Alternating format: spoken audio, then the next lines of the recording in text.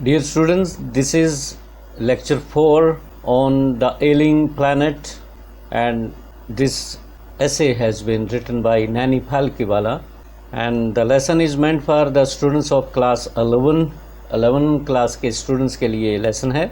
और 3 लेक्चर हम कर चुके हैं अब तक, ये 4th लेक्चर आप सबके सामने है। According to the world bank's estimates, world bank के एस्टिमेट्स के अनुसार we need to increase the rate of speed of forest plantation 5 times more to cope with the firewood demand। जो फायरवुड डिमांड है उसको कोप अप करने के लिए जो फॉरेस्ट प्लांटेशन है वो हमें बढ़ानी पड़ेगी 5 गुना कम से कम।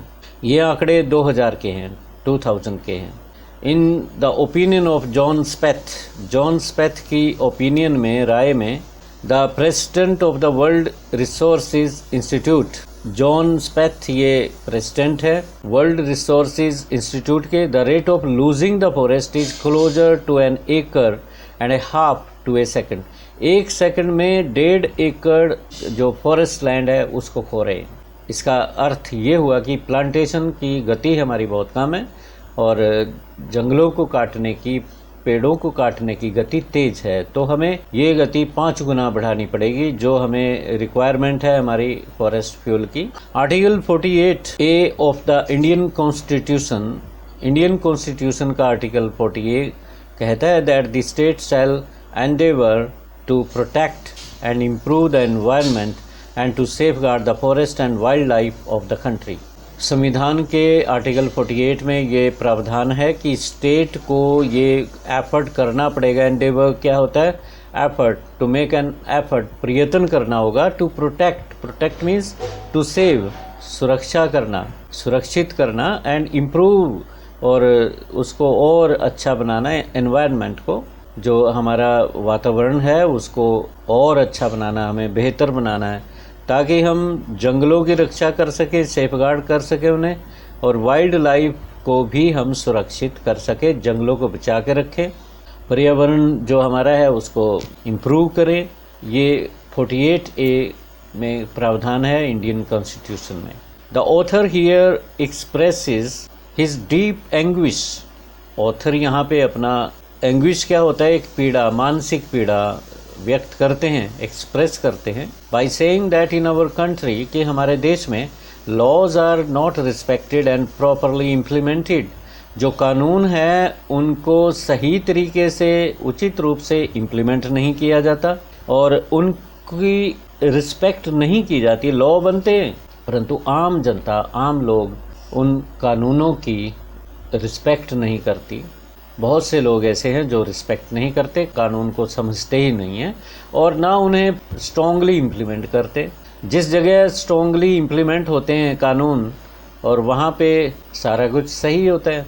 जितना ढीलापन हो जाता है तो लोग भी ढीले हो जाते हैं।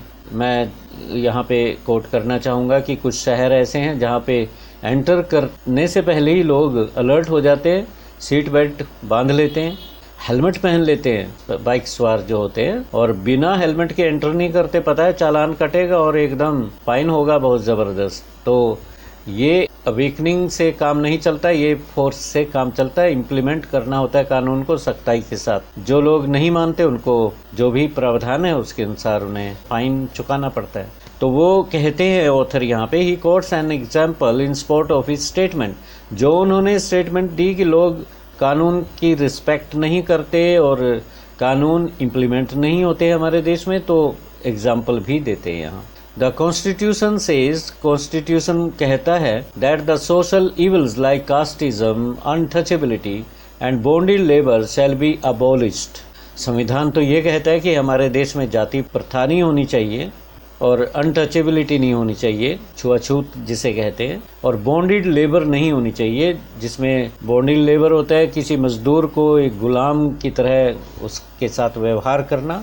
तो हमारे देश में कहने को तो कास्टिज्म कॉन्स्टिट्यूशन में प्रावधान है कि सोशल इवल है और अछूत नहीं होना चाहिए, और बॉन्डेड लेबर हमारे देश में नहीं होनी चाहिए, इनको अबॉलिश करना होगा। ये कॉन्स्टिट्यूशन में लेखक यहाँ पे नानी पालकीवाला कोट करते हैं। But the ground reality is quite different. परंतु जो सच्चाई है, धरती पे जो सच्चाई है, जो रियलिटी में सच्चाई है, वो डिफरेंट है। These evils are flourishing in many parts of our country shamelessly.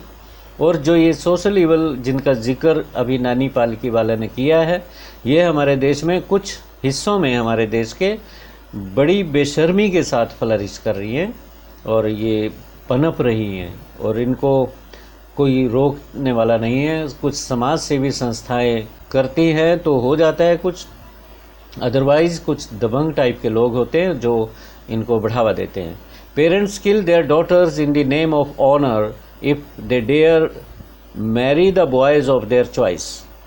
और ये बातें भी आप जानते हैं कि आजकल तो ये कम हो गया है, और ऑनर किलिंग भी होती है इक्का दुक्का या कुछ जगहों पे होती हैं। who unfortunately belong to other caste, intercaste marriages में जो भी घटना होती है वो काफ़ी दुर्भाग्यपूर्ण हो जाती है कई बार।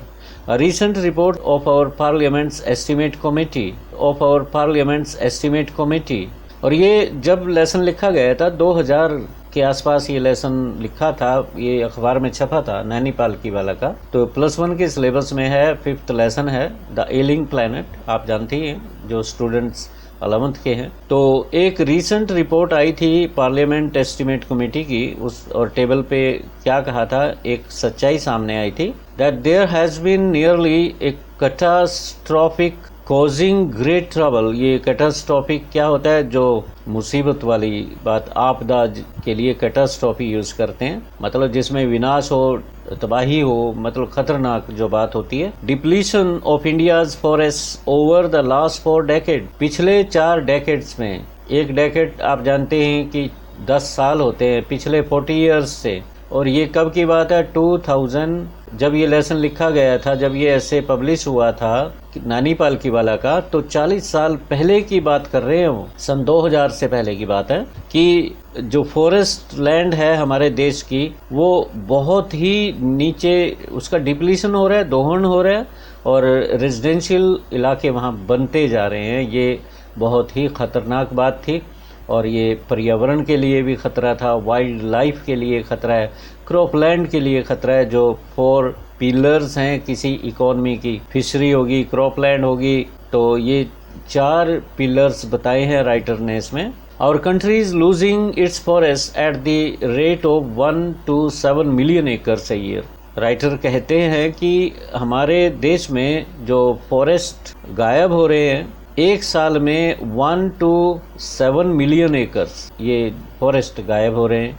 The areas which have been officially designated as forest are already virtually treeless. कुछ इलाकों को डेजिग्नेटेड किया गया है, ये फॉरेस्ट लैंड है, तो वो पहले से ही ट्रीलेस हो चुके हैं, वृक्ष उनमें कट चुके हैं। तो ये जो आंकड़ा है 1 to 7 यहाँ लिखा है, ये हो सकता है 1.7 हो, इसको टेक्स्ट में हम देख लेंगे, दुरुस्त कर देंगे इसको, आप भी चेक कर सकते हो 11th के स्टूडेंट्स।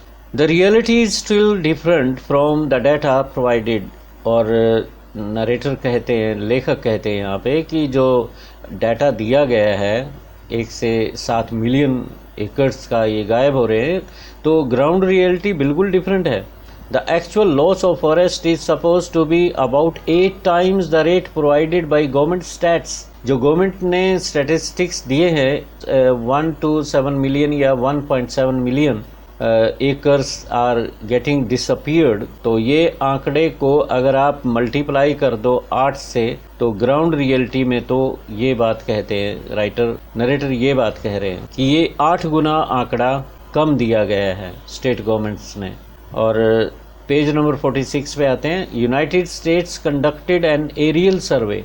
यूएसए ने एक एरियल सर्वे किया था by using satellite and photographs have been taken. Satellite के थ्रू एरियल सर्वे था और फोटोग्राफ्स प्रोवाइड की गई थी। Results warn that the environment has deteriorated so badly that it's very critical in 88 countries के लिए एनवायरनमेंट इतना डिटीरियोरेट हो गया, इतना ख़राब हो गया, उनके लिए बहुत ही मुश्किल है, उनके लिए बहुत ही मतलब एक जिनका जिक्र किया गया है कि वहाँ का पर्यावरण बहुत ही डिटीरियोरेट हो गया, उस बद से बदतर हो गया है। The growth of world population is also one among the strongest factors that has distorted the future of human society. मानवीय जो समाज है, भविष्य है, उसका ख़राब करने के लिए, डिस्टॉर्ट करने के लिए एक बहुत ही अहम फैक्टर है, वो है पॉपुलेशन का। पॉपुलेशन, ओवर पॉपुलेशन हमारे देश में हो गई है। तो the growth of world population भी इस बात के लिए जिम्मेवार है कि ये जो पर्यावरण में चेंज है, ये सारी चीज़ें एक बार फिर पढ़ देता हूँ मैं। The growth of world population is also one among the strongest factors that has distort करना होता है, चेंज करना, ओरिजिनल से किसी और रूप में ला देना, डेंजर और मेड डिम। विषय मानव जाति का एक धूमिल पड़ गया है पॉपुलेशन की वजह से, ओवर पॉपुलेशन हो चुकी है। The rate of increase in population, world population in the 20th century is alarmingly higher than it was in the 18th and 19th century। जो रेट ऑफ इंक्रीज है पॉपुलेशन का 18वीं और 19वीं शताब्दी में के मुकाबले 20th century में बढ़ चुका है, और अब तो आप जानते ही हैं 21st century चल रही है, और ये लेसन थोड़ा सा आंकड़े पीछे के। According to the estimates after every 4 days, estimate के अनुसार प्रत्येक 4 दिन के बाद the population of the world increases by 1 million population बढ़ जाती है। Then the writer says that development is the best contraceptive, और लेखक कहते हैं कि डेवलपमेंट एक अच्छा प्रिवेंटिव मेजर है इस बात में। But further says that if the population continues increasing at present rate, अगर पॉपुलेशन वर्तमान दर पे बढ़ती चली गई, द डेवलपमेंट बिकम्स मीनिंगलेस, तो डेवलपमेंट निरर्थक हो जाती है, अर्थहीन हो जाती है, क्योंकि पॉपुलेशन अधिक बढ़ रही है और डेवलपमेंट की स्पीड कम हो जाती है। So dear students, this is the end of the lecture 4। Lecture 4 मैं यहीं समाप्त कर रहा हूँ, और 5वां लेक्चर, कंक्लूडिंग लेक्चर इस लेसन का लेके आऊंगा। Till then have a nice day, thank you.